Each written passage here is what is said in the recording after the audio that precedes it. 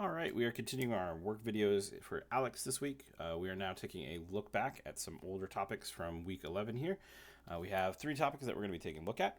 Solving a polynomial inequality, problem type 4, writing an equation that models variation, and then multiplying expressions involving complex conjugates. All three of these are pretty disparate, but hopefully will be fairly straightforward once you have a chance to kind of see how they look. We're going to go ahead and start here with solving a polynomial inequality, problem type 4. The polynomial inequality that we've been asked to solve is what you see here. X cubed minus 6x is greater than x squared. So let's talk a little bit about how we solve these things. Give ourselves some new space to work with. The key thing to these types of problems is trying to basically write them in what would be the equivalent of standard form if they were an equation. And what that means is getting all of our variable terms on one side and getting 0 on the other. And we'll talk a little bit about why that is, but let's just first go ahead and start with that. In this particular case, we have x cubed minus 6x is greater than x squared.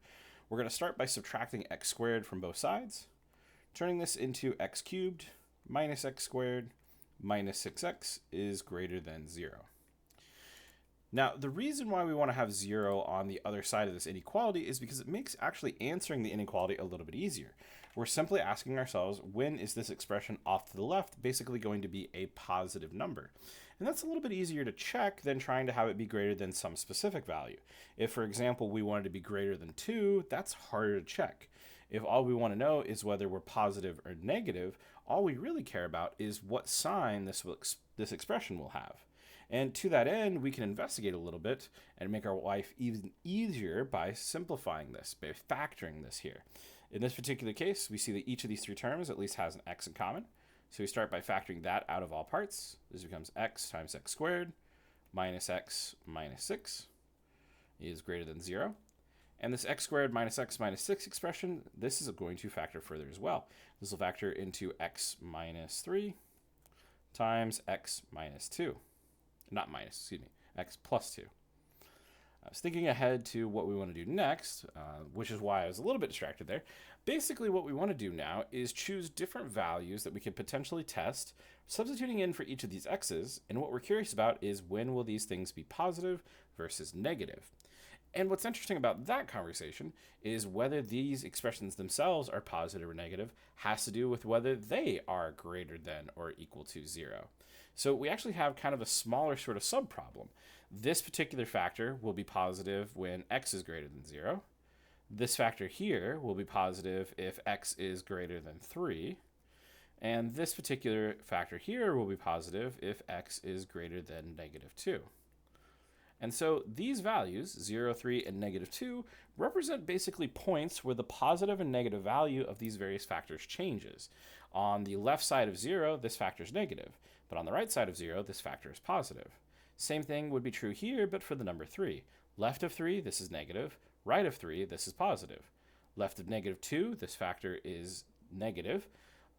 To the right of negative 2, this factor becomes positive.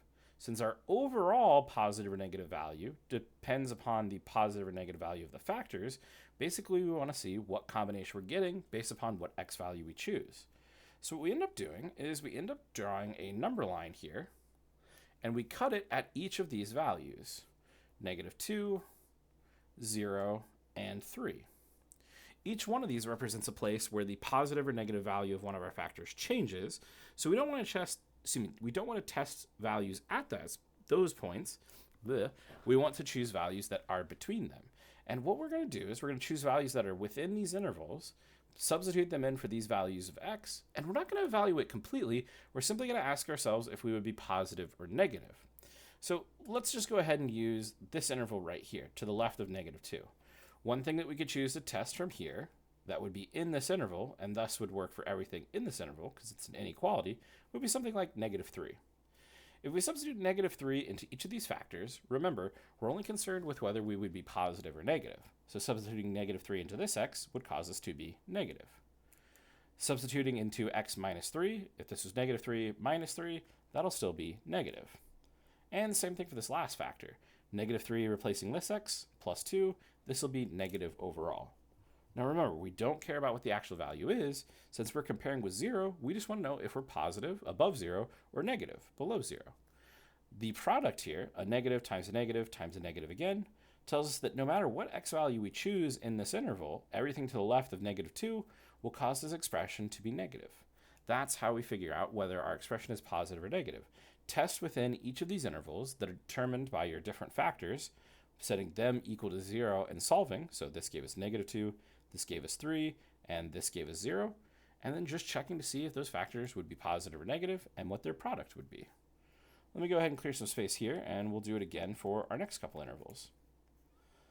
The next interval here would be between -2 and 0. So an easy value to imagine that we could test would be something like -1. -1 would cause this factor to be negative, this factor to be negative, but would cause this factor to be positive. A negative times a negative times a positive, we would be positive in this interval. How about between 0 and 3? Keep it simple. Choose a number like +1 this time. +1 would make this factor positive, this factor negative, this factor positive. A positive times a negative times a positive, oops, did not mean to click there, would make that expression negative overall. We have one last interval, which is to the right of 3 here.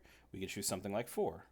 4 would cause this factor to be positive, this factor to be positive, and this factor to be positive. The product of 3 positives is also positive. Now, regardless of what your polynomial inequality is, these steps are going to be the same each time. Put it in what is the equivalent of standard form, factor the expression as much as possible, set your factors equal to 0 to determine your regions where you're going to cut to create them, then test within each region to see if your expression is positive or negative. Now, that will be the same every single time. The last step is where things will be a little bit different. Depending upon the type of inequality is going to change your answer. Since here we want to be greater than 0, we want our intervals where we're positive. And since it's strictly greater than, not greater than or equal to, we're going to be putting, in this case, parentheses around the intervals when we write our solution set. So we would be -2 to 0, which is our first positive interval. But because, again, there's no or equal to, we can't include -2 or 0 themselves, hence parentheses. Union 3 to positive infinity here. That's the other interval where we observe that we have positive values for that expression on the left. So again, you go through the same process each time. Standard form, factor, find your zeros to cut into intervals, test values in each interval, checking only if you're positive or negative. But then the last step is to determine which of those intervals you're interested in. And again, determine if you should be including your real number endpoints or if you should not. If this had been or equal to, there would be brackets on -2, 0, and 3, but because it's strictly greater than, they got parentheses instead. And remember, infinity will always get parentheses. Let's go ahead and pop back over here, see how they have it, make sure it matches us. Yep, -2 to 0, 3 to infinity. That moves us on to our next topic. So if you've already watched the videos going over modeling variation, this is just a combination of the ones we saw previously, where we can have direct, joint, and inverse variation all kind of combined into the same single problem. Here we have W varies jointly with U and D and inversely with P. In your equation, use K as the constant of proportionality. So if you've seen the previous videos that we dealt with or dealt with any of the previous topics talking about variation, you know some basic ideas. If we say y varies directly, it's something like y equals k times x. If we say y varies inversely, it's y equals k over x. If we say y varies jointly, it's a product, so it would be y equals k times x times z, as an example. In this particular problem, we actually have a combination of different things. We're told that w varies jointly with u and d, and inversely with p. So in that case, it's a combination of these two.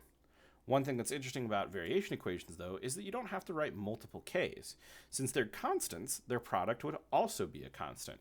So you only need one k for each individual variation equation. The rest is just putting the pieces together. It varies jointly with u and d, and inversely with, p. So jointly, this will be product of u times d, and inversely with p, so p is going to be in the denominator. And then we just have to have a single k to represent our constant proportionality, which I like to put out here out front. So this is actually the answer to this problem. It's simply making sure that we read the text carefully and understand what combination of types we're dealing with. And also remember that we only need one constant of proportionality k when we write the equation. Let's see how ALEKS chooses to format it. Yeah, I had a feeling they might choose to do this. In this particular case, since k is a constant being multiplied with our expression, they went ahead and included it as part of our numerator parts. since the best way to think about it is anytime you multiply by a real number, it's going to move into the numerator. So that one is, again, kind of a combination of the previous topics from this week that we'd already taken a look at in a different video, but again, just kind of combining them. Now we're going to move on to our last topic, which is multiplying expressions involving complex conjugates. This particular topic itself isn't all that difficult as long as you remember your process for multiplying binomials. We have x plus 6i times x minus 6i. What's interesting about this topic is actually what the results are going to tell us and allow us to do as a shortcut. So with that said, let's go ahead and just look at this multiplication here.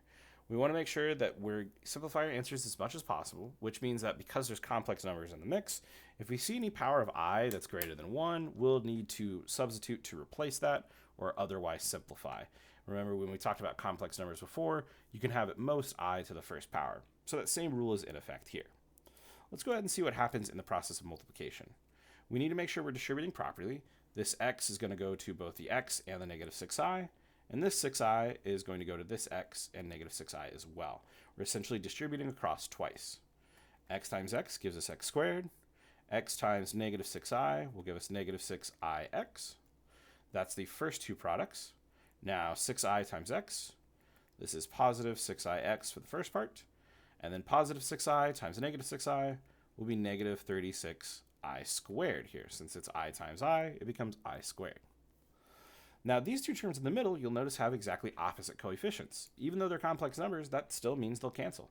Negative 6i plus 6i on these x terms, they are additive inverses, they zero out. So we have x squared. And then over here, this is why I mentioned the part where it says that we have to simplify and that there's complex expressions in the mix. This I squared, this is a power of I greater than 1. So we need to substitute or otherwise evaluate it so it's not left here.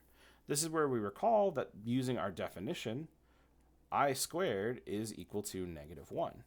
So this becomes minus 36 times negative 1. Or if we go ahead and multiply out, this turns into x squared plus 36. And this is going to be our final answer here. If we go ahead and ask it to solve, we have x squared plus 36. But I don't want to just leave it at that. I do want to kind of comment here on what the connection is. The idea is that when you multiply complex conjugates, where you have a conjugate that has a complex and a real part, these, if you're multiplying true complex conjugates, will always end up as strictly real numbers. You'll notice that both of these had imaginary parts, but the final product did not. That's actually kind of the purpose of complex conjugates, removing that sort of complex notation, getting back to being strictly real. In the past, we referred to this as rationalizing. And again, there's a little bit of a connection here between what we started with and what we ended with. You'll notice that we had x plus 6i times x minus 6i, and what we ended up with was x squared, so the first term squared, plus 36, which is our second term squared, but without the I. This is very similar to something that we've already seen in algebra, which is that when you have a product of something like a plus b times a minus b, that when you multiply together, this always turns into a squared minus b squared. We also use it for factoring because it can be used to factor a difference of squares back into a product of conjugates. What's different here, and what you have to make sure you pay attention to, is that because we're dealing with complex conjugates, it's not a squared minus b squared. It ends up being a squared plus b squared. I talked about it in a previous video, but now you're getting to see it. The key idea is that if it's a plus bi times a minus bi, two complex conjugates, this ends up being a squared plus b squared as the simplified final answer. So just a little bit of extra work here that can kind of show you how these work. I saw this was still lingering as one of the topics that still need to be taken care of in week 11, so I want to go ahead and include an extra video for it. All right, that's going to do it for this one. I'll see you guys later for some more work.